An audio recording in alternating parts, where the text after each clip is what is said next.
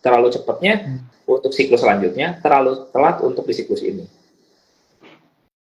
Gitu. Kemarin aku sempat ada ini juga nih Kopdar, ada yang punya PTBA, rasanya di harga berapa ya, nanya kan di harga berapa ya dia, 3.500 rasanya, 3.500. Bilang sih view-nya turun ya, dan so far sekarang udah di 2.360 ya hari ini ya, gitu. Karena kan kejar ini apa, dividen ya, itu kan kejar dividen.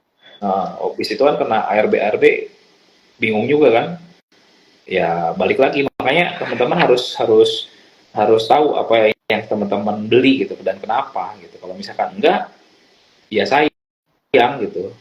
Apalagi saham-saham cyclical, teman-teman baru belinya di harga tinggi, baru tahu oh dividennya gede, teman-teman baru kejar, ya memang agak PR. Teman-teman harus tunggu sampai siklus selanjutnya lagi, buat aku pribadi seperti itu.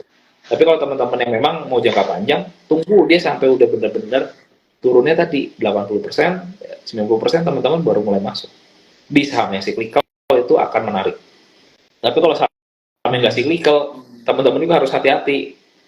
Udah turun 80-90%, jangan-jangan nanti 50 perak.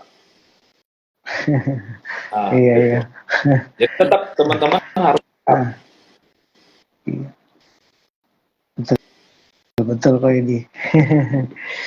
Kemudian kita bacakan lagi kok dia dari pertanyaan dari teman-teman di sini. Dari Muhammad, dari Muhammad Negara. Dia bertanya, apakah produk investasi start turut di pasar modal Indonesia? Kalau ada investasi ini seperti apa? Maksudnya apa ini? produk apa ya? Produk star turret ya. Aku kurang tahu. Kok ini ya pernah dengar kok ini belum ya? Enggak sih aku. Nah.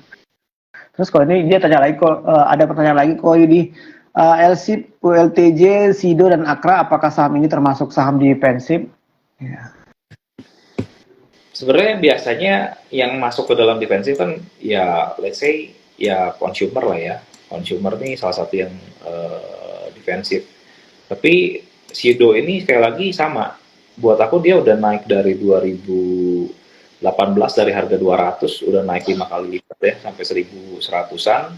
Secara tren dia udah nggak uptrend gitu ya. Udah nggak uptrend dan dia udah mulai bikin lower high, lower low. Jadi secara structure dia sudah mulai downtrend nih. Kalau teman-teman mau beli let's say seperti saham SIDO ini, tunggu dia udah mulai sideways di bawah, harganya udah nggak turun lagi nih, udah nggak turun let's say sekitar 6 bulan sampai 9 bulan, dan dia mulai naik sedikit, break dari dia punya high, biasanya itu udah akan mulai fase uptrend, nah teman-teman baru masuk di sana aja gitu. Tapi kalau lagi turun gini, teman-teman tangkepin gitu ya, ya kita nggak tahu dia akan turun sampai mana gitu. Kenapa? Karena ya selama orang melihat bahwa oh ini earningnya kurang bagus, orang bandingin sama tahun sebelumnya, ya orang yang fundamental kan melihatnya oh ini kan perusahaannya jadi kurang bagus nih, ya mereka juga jualan. Yang teknikal melihat chartnya kurang bagus juga, mereka akan jualan. Karena kalau kita lihat dari tahun 2021 gitu ya, EPS-nya kan turun terus tuh. Dari 2021, 2022 dan 2023 ini turun terus untuk SIDO ya EPS-nya gitu. Iya, benar. SIDO padahal dulunya menarik ya kalau ini ya saham SIDO ini. Nah, betul. Sekarang IPS-nya turun terus. 3 tahun akhirnya benar kok ini. Lalu ini dari step untuk apa ya, ULTJ ya tadi ya. ULTJ ya. ULTJ ini kalau misalkan aku lihat gitu ya, so far dia masih akan potensi sideways ya, di range harga 1.590 sampai 1.800-an. Jadi kalau misalnya teman-teman mau cari entry, ada baiknya range-nya di area dekat-dekat 1.600 ya, baru masuk di sana gitu. Karena dia so far masih akan ranging di sana dulu.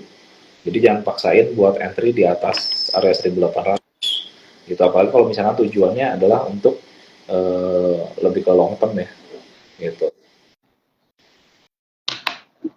Oke, oke Ko Yudi. Ko Yudi, ini strateginya Ko Yudi, strategi trading saham ini. Ini untuk menyambut window dressing ini, menurut strategi Ko Yudi apa nih? Bisa dikasih tips ke kita nih.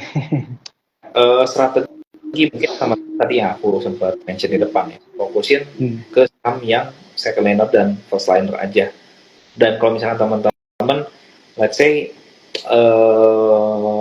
lebih santai nih tradingnya, lebih nge-swing, teman-teman porsinya mungkin bisa 80% di porto buat swing, buat window dressing, 20% buat trading oke. Jadi swingnya dapat dan cukup maksimal karena 80% dari portofolio gitu ya, 20% buat trading cari-cari yang lagi rame aja di market apa, itu boleh ikutan. Jadi buat aku itu akan cukup maksimal ya gitu, dibandingkan misalkan teman-teman waktunya nggak bisa ngikutin terus tiap hari paksain trading, ya buat aku juga nggak akan maksimal juga gitu. Jadi jangan all in ya Koi ya. All in dari apa nih? Semuanya dimasukin ke window dressing gitu. Iya. Kan semuanya mentang-mentang window dressing kan ada yang beranggapan kan, wah ini waktunya kita panen kan, semuanya dimasukin nih equity-nya. Buat aku sebenarnya equity-nya all in dimasukin itu nggak ada masalah. Selama, maksudnya gini loh, dia udah punya budget allocation buat equity, masukin semua buat window dressing nggak ada masalah. Tapi kalau masukin seluruh aset dia untuk window dressing, itu yang bermasalah. Kebayang nggak ya? Oke. Jadi kan punya uang 100 juta gitu ya, masukin 100 jutanya semua masukin ke saham. Tapi kalau dia punya uang 100 juta dari 1 miliar, ya dimasukin semua ke saham, nggak ada masalah. Nggak ada masalah. Oke. Gitu. Oke. Jadi sekali lagi kalau buat aku ya, maksudnya saham ini kan dia punya resiko yang tinggi, tapi punya gain juga yang tinggi teman-teman. Ketika teman-teman masuk di sini dengan harapan punya gain yang tinggi, jangan lupa teman-teman juga punya risk yang tinggi. Jadi teman-teman harus bisa memanage, teman-teman punya risk juga. Jangan lupa dengan risk. Kadang orang ingatnya cuma naiknya doang nih, tapi nggak ingat kalau dia lagi turun kayak gimana. Karena apapun bisa terjadi di market. Even misalkan contoh dulu COVID gitu ya, corona, siapa yang tahu? Misalkan IHSG turun sampai 3.900, siapa yang nyangka? Gitu kan? Turun sampai 3.900. Dan kalau misalkan kita punyanya cuma segitu-segitunya, kita cemplungin semua ke sana, ya pusing kepala. Apalagi kalau misalkan udah invest, buy and hold, biasanya turun gitu udah nggak berani nge-cut, udah biarin aja deh. Tunggu sampai someday balik lagi. Masalahnya, siklusnya kalau teman-teman misalkan harga 100 gitu ya, udah turun sampai 30, teman-teman baru masuk di 30, balik lagi 100, teman-teman udah cuan 200% ya. Tapi kalau teman-teman cuma dibiarin, balik lagi 100, teman-teman nggak dapat apa-apa. Bertahun-tahun teman-teman nggak dapat apa-apa. Gitu. Jadi, jadi teman-teman juga perlu mengerti bahwa kalau teman-teman mau masuk, ada baiknya teman-teman, kalau buat aku ya, teman-teman boleh perhatikan juga IHSG-nya. IHSG-nya lagi di atas atau di bawah. Kalau IHSG di bawah ada ke support, teman-teman masuk nggak masalah. Tapi kalau baru break atas gitu ya, terus turun false break, teman-teman beli dan simpan, nggak berani buang dulu, biasanya turunnya 20-30% itu dalam waktu singkat. Sayang, mendingan teman-teman cut dulu 3%, beli balik di bawah. Istilahnya short cover. Teman-teman short dulu, buang dulu di atas, nanti cover balik di bawah, nggak ada masalah. Dapat barangnya jumlahnya malah bisa dapat lebih banyak dengan nominal yang sama. Jadi barang tuh kadang ya, emiten tuh sebenarnya nggak usah terlalu banyak atau macam-macam, itu aja nggak ada masalah. Tapi teman-teman bisa bermain di rangingnya dia, atas bawahnya gitu, itu bisa dimanfaatkan juga. Apalagi kalau buat big caps, itu kan range-nya dia nggak akan terlalu besar gimana. Jadi teman-teman bisa manfaatin tuh, naik udah dekat-dekat krisis, teman-teman bisa take profit, tunggu dia turun lagi support, teman-teman bisa cover balik lagi. Dibandingin naik ke atas, kita baru beli gitu ya, ngarep-ngarep dia naik lagi, nggak tahu yang gagal, turun ke bawah, jebol support kita cut, ternyata dia masuk lagi ke atas. Kenapa? Karena dia bikin bear trap dan bull trap gitu. Jadi sometimes ya kalau misalkan market kayak lagi sekarang lagi sideways tuh sering banget break atas ternyata gagal dia turun. Break bawah kirain bakal turun lagi, nggak taunya dia mental ke atas. Kenapa? Karena memang marketnya lagi sideways. Jadi teman-teman perlu perhatikan kalau misalkan ternyata nih dia break atas dan gagal, teman-teman harus berani untuk buang. Dan kalau misalkan kita habis cut nih, kita habis cut loss ke bawah, ternyata dia mantul balik lagi ke atas, ya kita cover balik. Harus berani cover balik. Kadang tuh udah habis nge-cut tuh nggak berani cover, karena takut turun lagi. Padahal habis itu dia naik ke atas. Jadi lebih ke sih benar tuh. Juga sih teman-teman juga perlu wise lah ya, maksudnya untuk melihat jangan terlalu pede, tapi jangan terlalu takut juga, nyantai aja gitu. Oke, jelas banget ini Ko Yudi penjelasannya, tipsnya diberikan, mantap nih. Ko Yudi, ini ada pertanyaan dari Raja Baba. Kalau breakout jebol lebih dari 2 resisten, maka patokannya kita di resisten tertinggi atau terendah? Resisten tertinggi biasanya.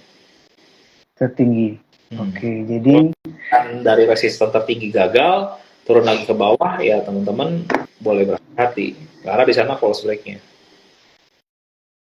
Oke, Ko Yudi.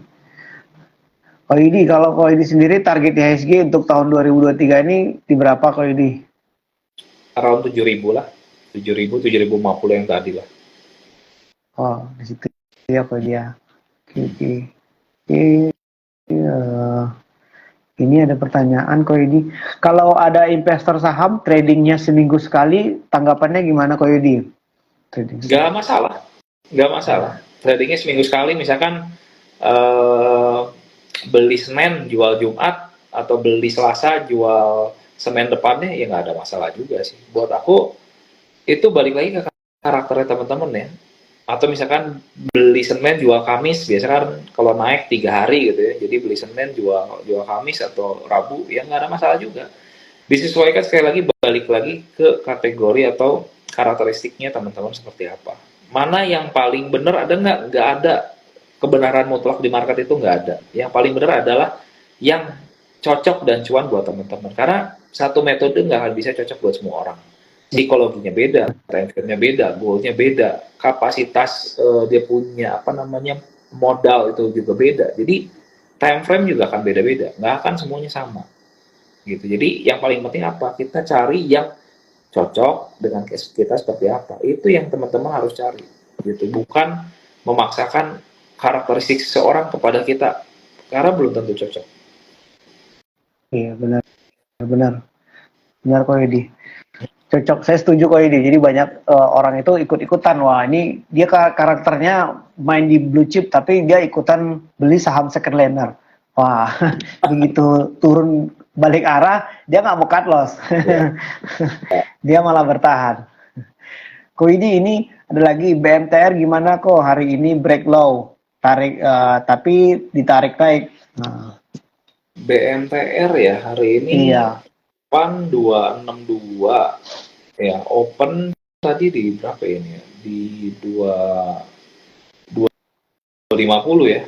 Secara candlestick memang dia jadi jelek ya. Dia break daripada dia punya support 260 yang dari tanggal Januari 2023-an ya. Tapi kalau misalkan kita lihat sebenarnya apakah BMTR ini break low, karena closingnya masih di 262, kita bisa sebutnya sebagai invalid break bawahnya. Karena ditutupnya balik lagi ke atas 262. Jadi nggak ada masalah buat BMTR di posisi tutupan hari ini ya. Karena dia masih di support. Tapi kalau misalkan nanti tutupannya udah di bawah 258 ke bawah, nah ini boleh hati-hati, dia akan lanjut turun. Gitu. Jadi kalau posisi buat sekarang sebenarnya ini cukup low risk ya, buat BMTR ini cukup low risk. Mungkin potensi target bisa ke 300, stop loss-nya 258. Jadi risk reward juga cukup menarik di harga-harga sekarang. Gitu. Cuman memang kalau misalkan perhatiin BMTR juga boleh perhatiin dia punya grup ya.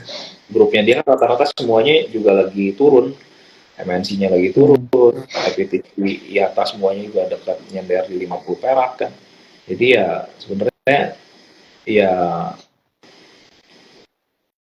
low risk tapi tetap harus punya trading plan ya teman-teman. Jangan-jangan nanti dia turun lagi gitu. Jadi kalau misalkan dia ternyata turun lagi, ya teman-teman tunggu aja sampai dia nanti confirm balik, baru apa namanya beli balik gitu. Kalau pergi sekarang ya memang low risk sekali lagi, tapi tetap batasi resiko di 258 aja. Jadi nggak terlalu gede resikonya. Oke, terima kasih Ko Yudi. Wah, nggak terasa hampir sejam juga ini Ko Yudi ya. Ngobrolnya asik terus ini. Ko Yudi, ini satu pertanyaan lagi Ko Yudi ya. Dari kayak Dev ya. Malam boleh tanya tentang Aces buat besok katanya. Aces Ko Yudi.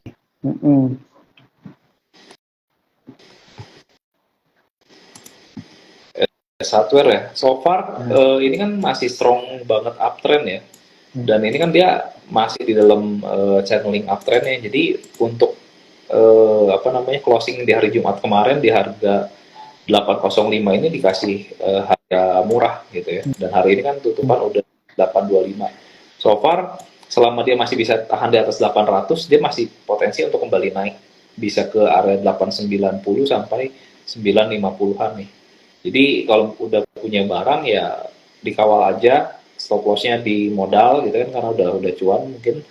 Tapi kalau misalkan modal lebih bawah ya kawal tetap di 800 buat batas stop loss atau trailing stopnya, targetnya 890 ke 9,5 gitu. So far ini masih cukup strong uptrend chartnya ya. Dia meskipun udah naik dari harga 400 ya, sekarang 825 udah gain 100% setahun, tapi so far masih menarik chartnya untuk kembali uptrend.